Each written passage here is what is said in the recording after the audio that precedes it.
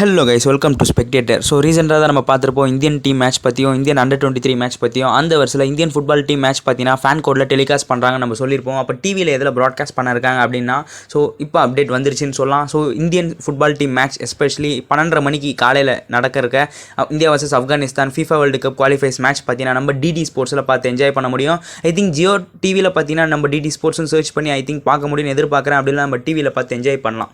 Next என்ன பார்க்க போகிறோம், லாரன்ஸுவாலா ஹானர். ஸோ இவரை பொறுத்த வரைக்கும் பார்த்தீங்கன்னா ஜம்ஷெட்பூர் கிட்டத்தட்ட ப்ரீ கான்ட்ராக்ட் மூலமா சைன் பண்ணியிருக்காங்கன்னு சொல்லலாம். கிட்டத்தட்ட 17 மேட்ச்சில் 13 goal and 3 assist. One of the highest goal scorer இருக்கலாம். So one of the top ஸ்கோரர்னால் பார்த்தீங்கன்னா டேவிட் லச்சன்ஹா இருந்தாலும் கூடவே இவரும் இருக்கார் அப்படின்னு நம்ம சொல்லலாம். ஐ லீகில் பொறுத்த வரைக்கும் கிட்டத்தட்ட பயங்கரமான கோல் ஸ்கோர் பண்ணிட்டு வந்துட்டு இருக்காரு. ஸோ ரெக்கார்ட், அதாவது சுனில் சேத்ரியோட ரெக்கார்ட்லாம் கூட பிரேக் பண்ணிட்டு வந்துட்டு இருக்காருன்னு சொல்லலாம். ஸோ அந்த வருஷத்தில் இவர் ஜாயின் பண்ணுவாரா ஜம்ஷெட்பூருக்கு. ஜம்ஷெட்பூர் ப்ரீ கான்ட்ராக்ட் மேக் பண்ணிட்டாங்க. ஸோ கண்டிப்பாக அடுத்த சீசன்லேருந்து ஜம்ஷெட்பூர் மூவ் பண்ண போகிறாரு. ஸோ ஜம்ஷெட்பூர் பொறுத்த வரைக்கும் பார்த்தீங்கன்னா அந்த யங் பிளேயர்ஸ்லாம் ரொம்ப இம்ப்ரூவ் ஆகிட்டு வராங்கன்னா ஸோ கண்டிப்பாக ஜம்ஷெட்பூர்னே சொல்லலாம். ஓரளவுக்கு பார்த்தீங்கன்னா மற்ற கிளிப்பில் எக்ஸ்பீரியன்ஸ் பிளேயர்ஸ் இருந்தாலும் இந்த யங் பிளேயர்ஸை வச்சு நல்லா பண்ணிட்டு வருதுன்னா ஜம்ஷெட்பூர் நார்த் ஈஸ்ட் யுனைடெட்னு சொல்லிட்டு வரலாம். நெக்ஸ்ட் என்ன பார்க்க போகிறோம், சிவை காட்ரேட். ஸோ ஒடிசா எஃப்சியோட பிளேயர், முக்கியமான பிளேயராக இருந்தார். சர்ஜியோ லெபரா பார்த்தீங்கன்னா உள்ள கொண்டு வந்தார்.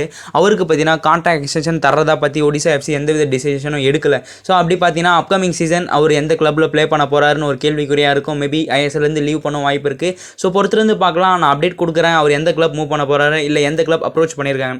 ஃபைனலாக முக்கியமானது என்னது, ஜம்ஷெட்பூருக்கு 3 பாயிண்ட் கொடுக்காம மும்பை சிட்டிக்கு 3 பாயிண்ட் கொடுத்துட்டாங்களா. கிட்டத்தட்ட ட்ரா ஆன மேட்சை பார்த்தீங்கன்னா இப்போ மும்பை சிட்டி சார்பாக 3 பாயிண்ட் கொடுத்து முடிச்சுட்டு இருப்பாங்கன்னு சொல்லலாம்.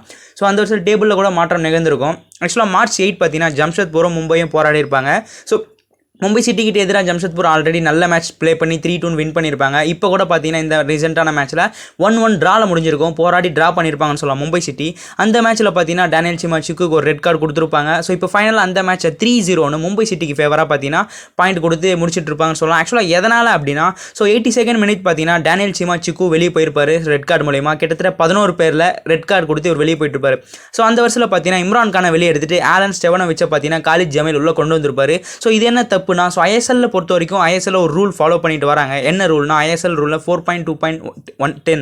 ஸோ இதில் பொறுத்த வரைக்கும் பார்த்தீங்கன்னா ஸோ ஒரு ஐஎஸ்எல் டீம் கண்டிப்பாக 4 ஃபாரின் பிளேயர்னா கண்டிப்பாக 7 இந்தியன் பிளேயரை மெயின்டைன் பண்ணணும். ஸோ அப்படி பார்த்தீங்கன்னா டேனியல் சிமாச்சுக்கு வெளியே போயிட்டாருன்னா அங்கே ஒரு 3 foreign player and 7 Indian player இருந்திருப்பாங்க. இப்போ இவர் இம்ரான் கானை எடுத்துட்டு ஆலன் ஸ்டெவனோவிச்சை கொண்டு வந்தால் 6 Indian player and 4 foreign player கணக்கு வந்துருச்சு. ஸோ அந்த 7 இந்தியன் பிளேயரை பார்த்தீங்கன்னா மெயின்டைன் பண்ணாத காரணத்தினால ஸோ இந்த மேட்ச்சுக்கு பார்த்தீங்கன்னா so Mumbai city protest make பண்ண காரணத்தினால ஸோ மும்பை சிட்டிக்கு ஃபேவராக all Indian football federation so point கொடுத்துட்டாங்கன்னு சொல்லலாம். இதுக்கு முன்னாடி இந்த மேட்ச் மாதிரி எதனா நடந்திருக்குன்னா ஐ லீக்ல சர்ச்சில் பிரதர்ஸ்க்கு இந்த மாதிரி பாயிண்ட் கொடுத்துருக்காங்கன்னு சொல்லலாம். ஸோ சர்ச்சில் பிரதர்ஸ் அண்ட் ரியல் காஷ்மீர் மேட்ச்சில் இந்த மாதிரி மூவ் பண்ண காரணத்தினால ரியல் காஷ்மீருக்கு தராமல் சர்ச்சில் பிரதர்ஸ்க்கு சிலையாக 3 பாயிண்ட் மூவ் ஆயிருக்கும். ஸோ ஓவராலாக பார்த்தீங்கன்னா இது பார்த்தீங்கன்னா all Indian football disciplinary committee பார்த்தீங்கன்னா ஸோ மும்பை சிட்டிக்கு ஃபேவராக பாயிண்ட் கொடுத்துருக்காங்க. இதை பற்றி டேபிளில் எதனா மாற்றம் நிகழ்ந்திருக்கானா, ஸோ மும்பை சிட்டி கிட்டத்தட்ட டாப்பில் 19 மேட்ச்சில் பார்த்தீங்கன்னா 41 பாயிண்டில் இருக்காங்க. அண்ட் ஜம்ஷெட்பூர் பார்த்தீங்கன்னா ஒரு மேட்ச் தோத்த காரணத்தினால 20 பாயிண்டில் கீழே இருக்காங்க அப்படின்னு சொல்லலாம். அது மட்டும் இல்லாமல் பஞ்சாப் 6th பொசிஷனில் நல்லா சூப்பராக உட்காந்து வராங்க. ஸோ பொறுத்திருந்து பார்க்கலாம். ஒரு பக்கம் டிடி ஸ்போர்ட்ஸ்னா மறுபக்கம் இந்தியன் அண்டர்-23 மேட்ச் பொறுத்த வரைக்கும் எந்தவித ப்ராட்காஸ்ட்டும் பண்ண போகிறது இல்லை அப்படின்ற மாதிரி சொல்லிட்டு வராங்க.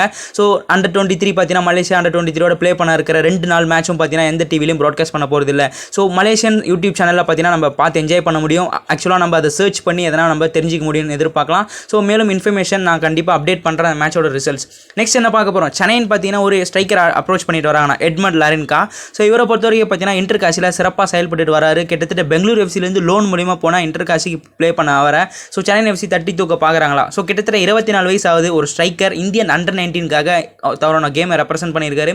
ஐ லீக்ல பொறுத்த வரைக்கும் 20 மேட்ச்சில் 3 கோல் 7 அசிஸ்ட். அண்ட் சூப்பர் கப்பில் பார்த்தீங்கன்னா 3 கோலில் 3 மேட்ச்சில் 2 கோல் அண்ட் 1 அசிஸ்ட்னு சொல்லலாம். அண்ட் ஈவன் துராந்த் கப்பில் கூட பார்த்தீங்கன்னா 1 கோல் ஸ்கோர் பண்ணியிருக்காரு. தேவைப்பட்ட செகண்டரி ஸ்ட்ரைக்கராகவும் ஆக்சுவலாக அசிஸ்ட் நிறைய ப்ரொவைட் பண்ணுற ஒரு குவாலிட்டி பிளேயராக இருக்கார்.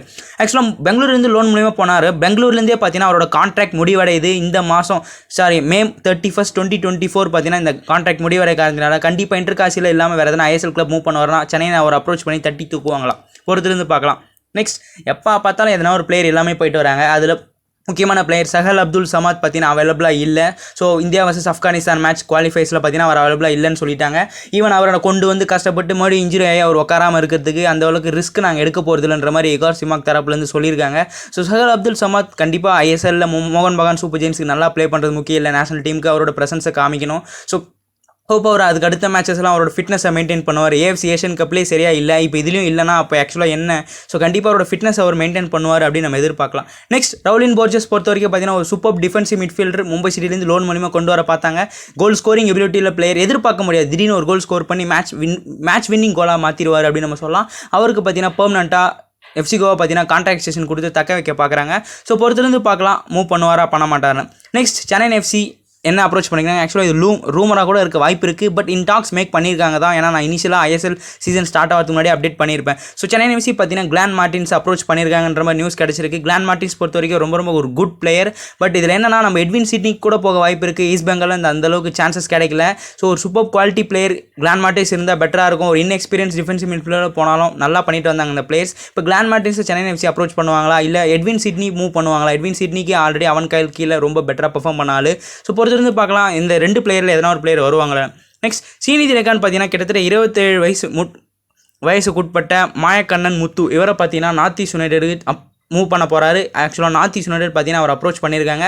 ஸோ மாயக்கண்ணன் பொறுத்த வரைக்கும் இனிஷியலாக நானே அப்டேட் பண்ணியிருப்பேன், சென்னை வர வாய்ப்பு இருக்குது, சென்னை அப்ரோச் பண்ணுறாங்கன்னு. பட் அவரால் வர முடியல அப்படின்னு நம்ம சொல்லலாம். ஈவன் சென்னை எடுக்கல. ஸோ இந்த டிஃபென்சிவ் மிட்ஃபீல்டர் பொறுத்த வரைக்கும் அந்தளவுக்கு கோல் ஸ்கோர் பண்ணல. 17 மேட்ச்சில் ஒரு கோல் தான் ஸ்கோர் பண்ணியிருக்காரு. ஹோப் ஐஎஸ்எல்ல எஸ்பெஷலி நார்த் ஈஸ்ட் யுனைடெட்டில் ஒரு பெட்டர் கேம் காமிப்பார் அப்படின்னு எதிர்பார்க்கலாம். நெக்ஸ்ட் என்ன பார்க்க போகிறோம்? ஸோ இகார் கோரக்சனா வந்தே ஒரு கொஞ்ச நாள் தான் விளையாடி இருப்பார். So left winger. ஸோ கிட்டத்தட்ட 6 மேட்ச்சில் 3 கோல் அண்ட் 2 அசிஸ்ட் தான். இப்போ பார்த்தீங்கன்னா மும்பை சிட்டிலேருந்து வெளியே போகிறன்ற மாதிரி நியூஸ் கிடச்சிருக்கு. ஆல்மோஸ்ட் இது கன்ஃபார்ம் மாதிரி தான் தெரியுது. கண்டிப்பாக மும்பை சிட்டி அதுக்கேற்ற ரீப்ளேஸ்மெண்ட்டாக சைன் பண்ணுவாங்கன்னு எதிர்பார்க்கலாம். ஸோ ஏன் மும்பை சிட்டி இப்படி நடக்குதுன்னு தெரியல. கிரெக் ஸ்டீவர்ட், நசர் எல்காய்டி, இப்போ இகார் கோரக்சனா. ஸோ பொறுத்திருந்து பார்க்கலாம். ஜார்ஜ் பெராடேஸும் மூவ் பண்ண போகிறாங்க. ஒரு new form of Mumbai City உருவாக்க போகிறாங்களா பெட்டர் கிராட்கியன்கோ, பொறுத்திருந்து பார்க்கலாம். நெக்ஸ்ட் ரூமர்ஸ் இஷ்டப்பட்டு வந்துட்டே இருக்குது. அந்த வருஷத்தில் ஒரு ரூமரான மொட்டோட ஃபால் பார்த்தீங்கன்னா ஒடிசாலேருந்து லீவ் பண்ண போகிறாருன்னு. கண்டிப்பாக அவரெல்லாம் லீவ் பண்ணுறதுக்கு சான்ஸ் ரொம்ப கம்மி. ஈவன் மற்ற கிளப் அப்ரோச் பண்ணியிருக்கலாமே தவிர மற்றபடி ஒடிசாலேருந்து அவர் லீவ் பண்ண மாட்டார். வேறு எதனா கிளப் போனார்னா கூட பார்த்தீங்கன்னா கண்டிப்பாக சர்ஜியோ லெபரை விட மாட்டார். ஸோ அந்த வருஷத்தில் இது ஒரு ரூமராகவே கன்சிடர் பண்ணலாம். மேபி இன் ஃபியூச்சரில் பே கொடுத்து அவர் மூவ் பண்ணார்னா நான் அப்டேட் பண்ணுறேன். நெக்ஸ்ட் என்ன பார்க்க போகிறோம்? ஒரு த்ரில்லரான மேட்சை பற்றி நான் ஒரு அப்டேட் கொடுத்துட்றேன். ஸோ ஆக்சுவலாக ஐ லீக்கில் பொறுத்த வரைக்கும் inter Kashi and Aizawl FC play பண்ணியிருப்பாங்க. அந்த மேட்ச்சில் 5-4 மேட்ச் வின் பண்ணியிருப்பாங்க. 5-4 தானே அப்படின்னா இல்லை, அந்த மேட்ச் எப்படி மூவ் ஆயிருக்குன்னா ஸோ கிட்டத்தட்ட ஃபஸ்ட் ஹாஃபில் 3-2 இருந்திருப்பாங்க. பட் செகண்ட் ஹாஃபில் 5-4. இனிஷியலாக இன்டர் காசி தொடர்ந்து ஒரு 2 கோல் ஸ்கோர் பண்ணிவிடுவாங்க. ஐசோல் எஃப்சி ஒரு கோல் ஸ்கோர் பண்ணோடனே ரிட்டன் நம்ம ட்ரா பண்ணலான்ற ஒரு பிளானில் இருக்கும்போது மோடி இன்டர் காசி ஒரு கோல் ஸ்கோர் பண்ணி கிட்டத்தட்ட 3-1 ஃபஸ்ட் ஹாஃபை முடிக்க பார்க்கும்போது ஐசோல் எஃப்சி இன்னொரு கோல் ஸ்கோர் பண்ணி 3-2 முடிச்சிருப்பாங்க. பட் செகண்ட் ஹாஃபில் இது ட்ராவில் போகும்னு பார்த்தா ஐசோல் எஃப்சி பார்த்தீங்கன்னா கிட்டத்தட்ட 3வது கோல் ஸ்கோர் பண்ணி ட்ரா பண்ணி 4வது கோல் ஸ்கோர் பண்ணி ஆல்மோஸ்ட் லீடில் போயிட்டாங்கன்னு சொல்லலாம். பட் இன்டர் காசி இனிஷியலாக அந்த குட் ஸ்டார்ட் ஃபைனலில் முடிப்பாங்களான்ற ஒரு பெட்டர் கேம் அந்த பிளேயர்ஸ் எல்லாம் காமிச்சிருந்தாங்க. கிட்டத்தட்ட அந்த 4 கோலில் 4 கோல் அடிச்சு ரிட்டன் 5 கோல் அடிச்சு 5-4 இந்த மிரட்டலான கேமை காமிச்சு வின் பண்ணியிருக்காங்கன்னு சொல்லலாம் இன்டர் காசி.